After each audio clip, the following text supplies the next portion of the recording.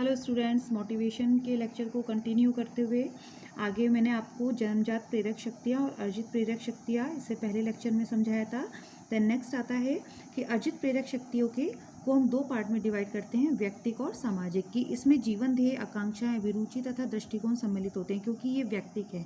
ठीक है ना। व्यक्तिगत किसी भी व्यक्ति में ध्येय भी होता है, आकांक्षाएं भी होती है, अभिरुचि भी होती है, दृष्टिकोण भी होता है। और सामाजिक में समूह में रहने की प्रवृत्ति अर्जित करना, अर्थात सामाजिक व्यवहार, आदर्श, मान्यताएं को स्वीकार करना तथा बहुत से अनुभव जो परिस्थिति के अनुसार प्राप्त होते हैं। ठीक है ना। यानी कि सामाजिक, जैसे कि आपने चाइल्ड डेवलपमेंट में बच्चों सामाजिक विकास पढ़ता, तो वही सामाजिक चीज़ इसके अंतर्गत आती है कि सारे जो व्यवहार हैं, आदर्श, मान्यताएं। अब नेक्स्ट टॉपिक है बच्चों, नेक्स्ट हेडिंग है प्रेरणा में लक्षण, कि आंतरिक प्रेरणा में क्या लक्षण होते हैं। कि आंतरिक शक्ति का उत्पन्न होना, दूसरा परिवर्तनशीलता और निरंतरता। यानी कि जैसे कि आपने पढ़ा था अभी ऊपर कि आंतरिक शक्ति का उत्पन्न होना, यानी कि जब तक हमें मन की कोई शक्ति, प्रेरक शक्ति हमें आगे मोटिवेट नहीं करेगी तो हम कोई कार्य नहीं कर सकते। तो वही इसका लक्षण होता है कि हमें आंतरिक शक्ति का उत्पन्न होना, कि अंदर से हमारे मन से आवाज़ आए कि हम ये कार्य करें। देन परिवर्तनशीलता, कि जब हमारे व्यवहार में परिवर्तन आता है प्रेरणा के द्वारा, तो वो परिवर्तनशीलता। देन थर्ड निरंतरता, कि हम जब विकास के पथ पर निरंतर चलते रहें, प्रेरक शक्ति द्वारा हम प्रभावित होता रहे हमारा व्यवहार, तो वो निरंतरता। देन फोर्थ है लक्ष्य की प्राप्ति, कि जब प्रेरणा पाकर हम अपने लक्ष्य को अचीव कर लेते हैं। देन फिफ्थ है लक्ष्य प्राप्त कर व्यग्रता की समाप्ति, की जो हमारे कन्फ्यूज़न थे, जो हमारी बाधाएं थी जीवन के विकास पथ पर, वो व्यग्रता की समाप्ति हो जाती है। अब प्रेरणा के क्या क्या कारण होते हैं बच्चों, कि जन्म से जैविक प्रवृत्ति, ठीक है ना, कि जन्म से जैविक प्रवृत्ति यानी कि सीखने की प्रवृत्ति। जिज्ञासा, यानी कि कुछ सीखने की, कुछ समझने की, कुछ प्राप्त करने की, कुछ पता करने की जिज्ञासा होना।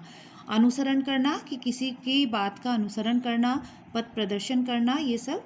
मान्यता मिलना, सुरक्षा और अनुक्रिया। ठीक है। प्रेरणा उत्पन्न करने की तकनीक क्या क्या होती है, कि प्रेरणा कैसे उत्पन्न की जा सकती है। आवश्यकता पर आधारित संपर्क, ठीक है ना, कि अगर हम कोई प्रसार कार्य करता है किसी व्यक्ति में, गांव के किसी व्यक्ति में को प्रेरणा देना चाहता है, तो वो आवश्यकता पर आधारित संपर्क होगा।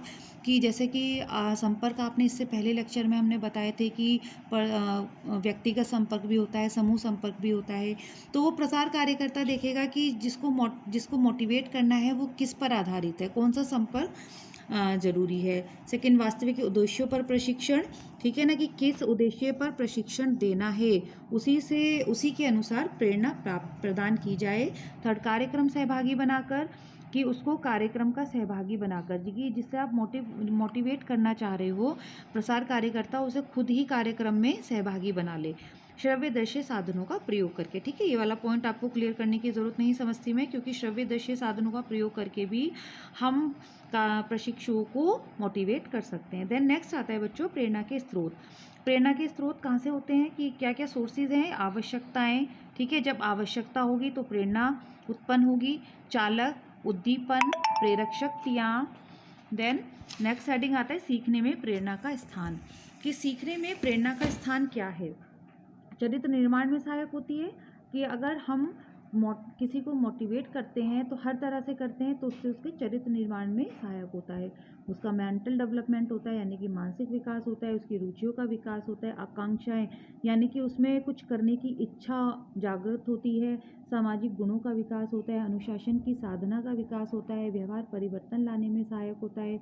ज्ञानार्जन में सहायक होता है। व्यक्तिगत विभिन्नताओं के अनुसार प्रगति, यानी कि जो सीखने का में जो प्रेरणा का स्थान होता है, वो कहीं ना कहीं व्यक्तियों में पॉजिटिविटी को लाता है और उसमें सकारात्मक व्यवहार में परिवर्तन, उस सकारात्मक व्यवहार को लाने में सहायक होता है। प्रेरणा की विधियां कौन कौन सी हैं बच्चों, कि रुचि, सफलता, प्रतिद्वंद्विता, सामूहिक प्रशंसा, आवश्यकता का ज्ञान, परिणाम का ज्ञान, सामाजिक कार्यों में सहभागिता, यानी कि व्यक्तियों में रुचि लाकर उनको सफलता की ओर अग्रसर करके, उनको सामूहिक रूप से कार्य में दक्षता लाकर, उनकी प्रशंसा, उनको अप्रिशिएट करके, आवश्यकता का अनुसार उन्हें ज्ञान देकर, परिणाम का ज्ञान और सामाजिक कार्यों में सहभागिता देकर, उनकी पार्टिसिपेशन, उनका कंट्रीब्यूशन देकर हम प्रेरणा की विधियां के द्वारा उनको मोटिवेट कर सकते हैं। ओके गर्ल्स, मिलती हूँ नेक्स्ट लेक्चर के साथ। Thank you.